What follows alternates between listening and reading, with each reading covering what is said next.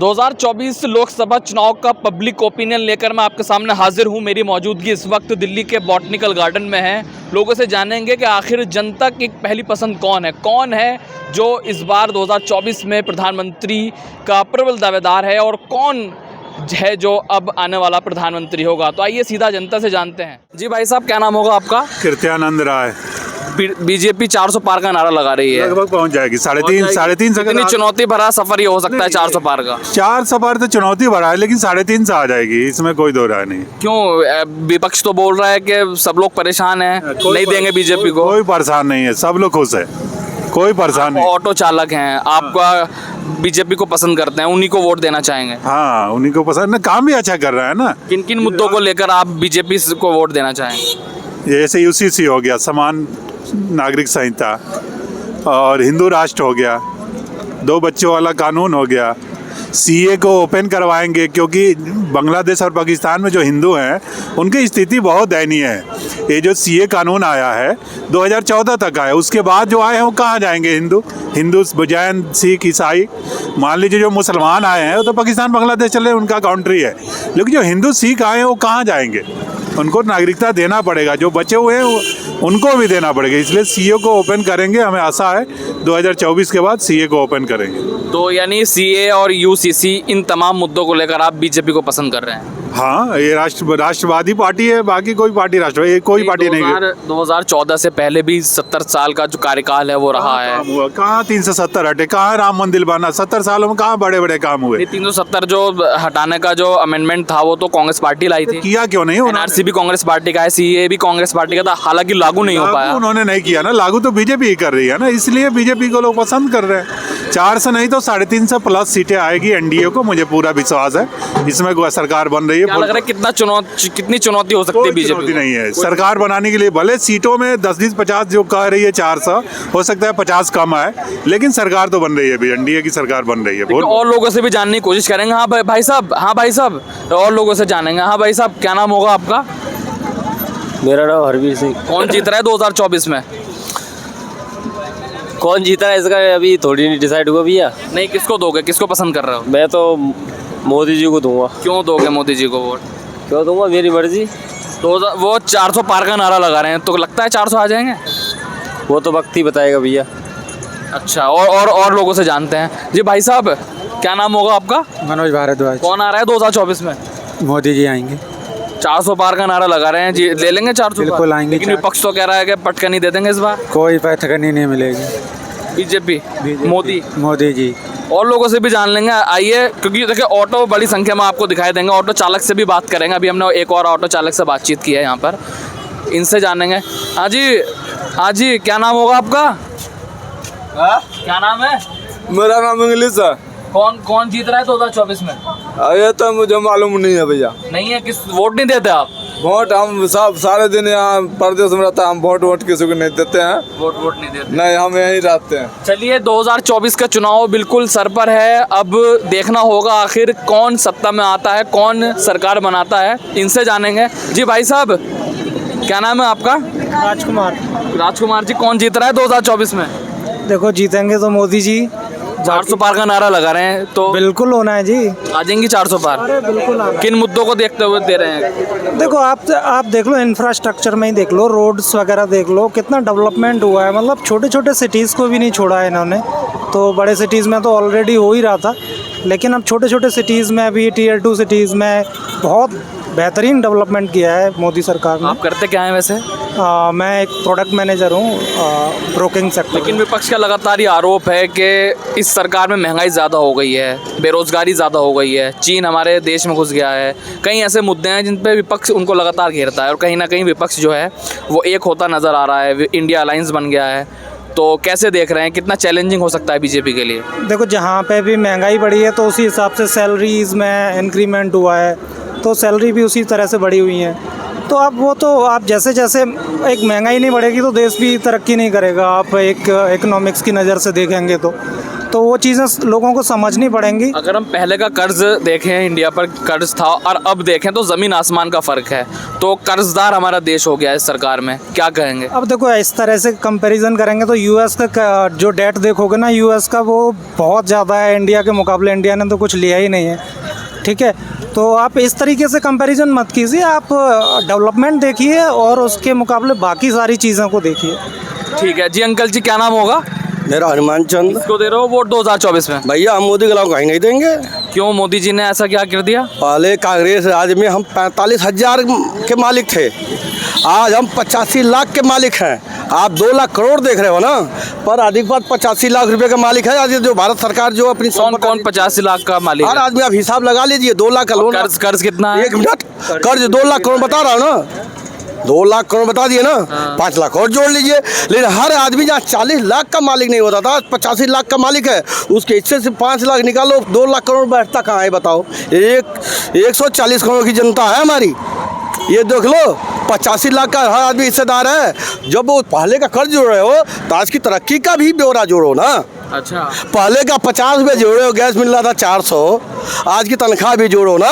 अच्छा एक बात बताओ, तो मोदी जी को दोगे वोट आप? अरे भाई क्लियर दूसरे है कौन जिसको दे, अभी बता दे किसे दे? वो पप्पू को दे, राहुल गांधी को, जिसको बोलना नहीं आता। आलू से सोना निकलता, बैगन से चांदी तो निकलता। आलू से सोना वाला तो बयान मोदी जी का ही था। नहीं नहीं नहीं नहीं, राहुल गांधी का ऐसी नहीं, खेती नहीं, करेंगे वो आप उसको पूरा देखना, वो आप उसको पूरा निकलेगा। नहीं, आप उसको पूरा देखना। वो मोदी जी के बयान को कोट कर रहे हैं। आप कहाँ दुनिया में, हम रोज ये देखो मोबाइल, वो मोदी जी का ही बयान था, वो मोदी जी का ही बयान था, वो देख लेना। राहुल का कैसा कृषि व्यवस्था करेंगे, एक तरफ से आप आलू डालोगे मशीन में, दूसरे सोना निकलेगा। चलिए कोई बात नहीं। वैसे आप मेरे कहने से मेरे राहुल गांधी नहीं, राहुल के बाप दादे भी किसानों को कुछ दिया नहीं उन्होंने। अगर एक भी योजना किसान को दी हो तो बता दो।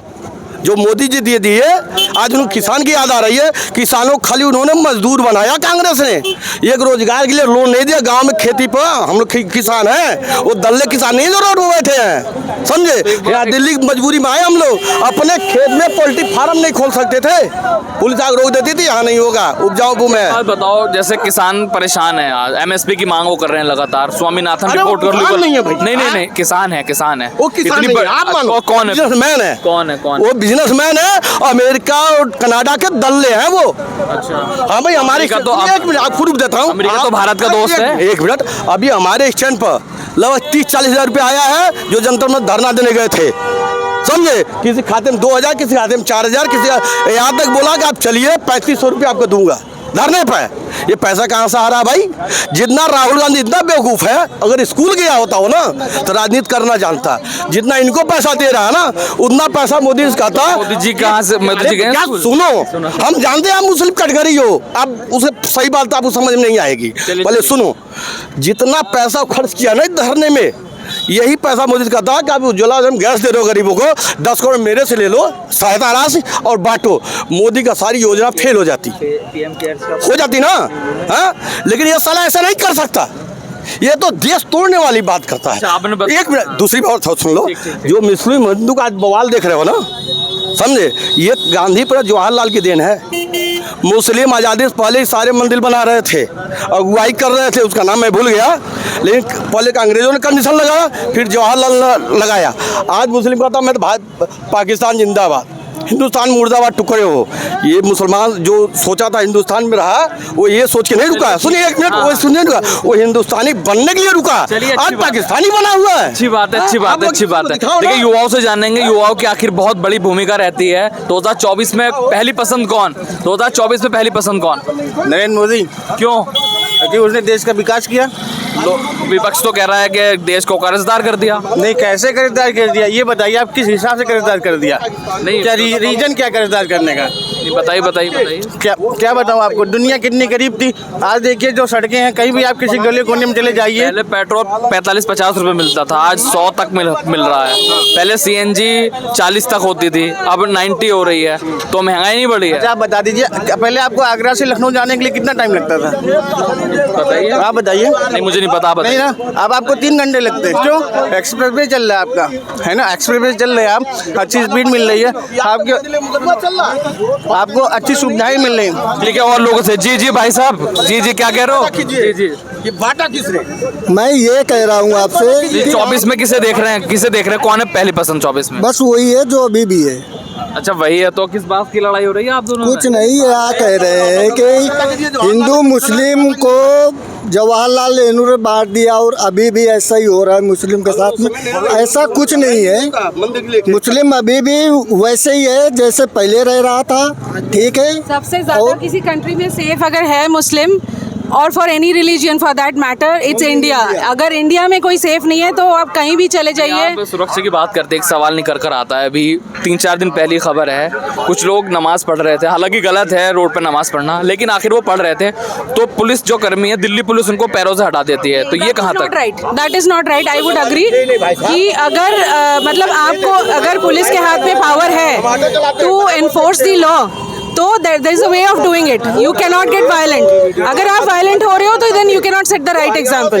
अगर कोई गलत कर रहा है तो हमें भी एक्शन उस पे कानूनी रूप से लिया जा सकता था। तुरंत एक्शन, उनको लातों से हटाना, ये कहाँ? Right, that is right. अगर वायलेंट का एक्शन है, वायलेंस का एक्शन अगर हो वायलेंस से होता है तो फिर you are not the setting the right example, right? Police का काम तो वायलेशन को रोकना है, लेकिन वो खुद ही ऑर्डर एनफोर्स करना, ये सब पुलिस की काम होती है। अगर पुलिस के पास पावर है कि वो किसी और तरह से उसको एनफोर्स कर पाए लॉ को सही तरीके से, तो अब्यूज नहीं करना चाहिए उस पावर को सही से यूज करना चाहिए। अच्छा, मैं इलेक्शन पाऊंगा क्योंकि आज हमारा मुद्दा इलेक्शन का है, तो 2024 में किसको देख रही हैं? पहली पसंद कौन है? देखिए, अब मुद्दा ऐसा है कि हमारी कंट्री इतने सालों से जो पीछे चली गई है, तो अभी वही सरकार आएगी जो डेवलपमेंट करेगी। Forget about religion and everything apart. लोगों को आगे बढ़ के ये सोचना चाहिए कि कैसे हम लिटरेसी बढ़ाएं, कैसे हम पॉपुलेशन कंट्रोल करें जिससे हमारी अनएम्प्लॉयमेंट जो है वो कम हो धीरे धीरे, कैसे हम डेवलप करें। Not we don't want to be in the developing category of the nation. कौन डेवलप कर सकता है? अभी के लास्ट 10 साल की सरकार में हम देख रहे हैं कि डेवलपमेंट हो रही है, and that is global platform में हम देख रहे हैं कि डेवलपमेंट हो रही है और इंडिया को जो पहचान मिल रही है। इट्स लाइक अभी पहले जो हम कहीं जाते थे तो we were like third world country के लोगों के हिसाब से ट्रीट होते थे। हमें बोला जाता था कि हम सिटीजनशिप के लिए ही आते हैं, but now people want Indian workforce to be there because they are one of the most talented with work ethics वाले वर्कफोर्स है। कई मुद्दों पर अगर हम देखें तो भारत को कंपेयर अगर करें, हंगर इंडेक्स में देख लें या और कर्ज के मामले में देख लें, तो भारत अभी बहुत पीछे है। कर्ज के मामले में सबसे आगे है। तो कई ऐसे मुद्दे हैं जो पिछले 10 सालों में, चाहे वो कर्ज हो या बेरोजगारी हो या फिर और बहुत सारे मुद्दे हैं जिन पे भारत पिछड़ा है, उस पर क्या कहें? राइट। सो मान लीजिए आपके घर में 3 जनरेशन है, आपकी पहली जनरेशन बिल्कुल नहीं पढ़ी, आपकी नेक्स्ट जनरेशन आधी लिटरेट हुई, तो आपको वो अटेन करने के लिए आप जो 70, 80, 100 साल का जो बैकलॉग जमा हुआ है, और given the kind of population we have, the number, the size of population, it is difficult to reach, it's not unattainable given the right mindset people have. अगर लोगों में, हम सब में ये जागरूकता हो, जिसके लिए सबसे ज़्यादा ज़रूरी है एडुकेशन। अगर आप एडुकेशन को सही कर दो तो लोग जागरूक होंगे, लोग हॉस्पिटल में जाके थूकेंगे नहीं, जहाँ वो खुद जाते हैं ट्रीटमेंट करवाने के लिए, जहाँ सरकारी सेवाएं दी जाती है। कुछ दिन पहले खबर आई थी कि अब तक पढ़ाई पे कोई टैक्स नहीं होता था, बुक्स पे कोई टैक्स नहीं होता था, लेकिन अभी बुक्स पे भी टैक्स लगा दिया गया, तो क्या कहेंगे? वेल इसके बारे में मैंने ज़्यादा पढ़ी नहीं है, एक सुनी थी मैंने उड़ती उड़ती खबर, तो मैं इसके बारे में कमेंट नहीं करना चाहूँगी। तो 2024 में कौन? सीधा सवाल, मोदी सरकार ही दिख रही है। देखिए, कई मुद्दों को लेकर हमने बातचीत किया। 2024 में कौन सरकार बना सकता है, कौन सरकार में आ सकता है, ये हमने जनता की राय जानी है। जनता की अपनी अपनी राय थी। कोई प्रधानमंत्री मोदी को पसंद करता है तो कोई विपक्ष को भी पसंद करता नजर आ रहा है, लेकिन आखिर देखना होगा 2024 में कौन सत्ता में आता है, कौन प्रधानमंत्री बनता है।